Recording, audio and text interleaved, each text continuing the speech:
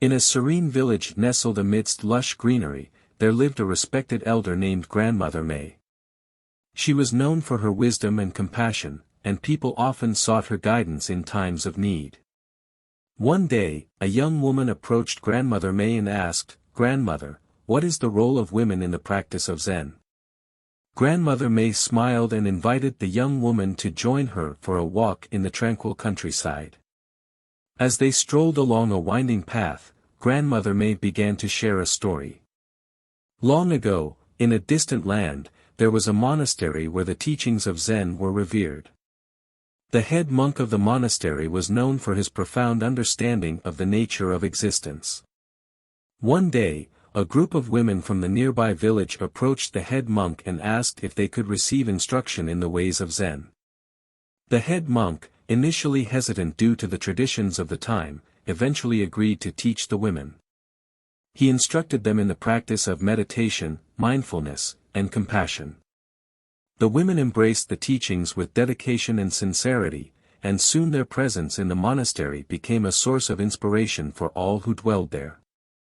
As the women delved deeper into the practice of Zen, they began to embody the essence of mindfulness and compassion in their daily lives.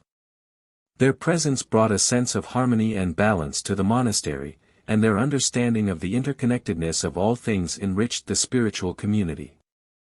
The head monk, witnessing the profound impact of the women's practice, realized that the path of Zen was not limited by gender, but open to all who sought to cultivate wisdom and compassion.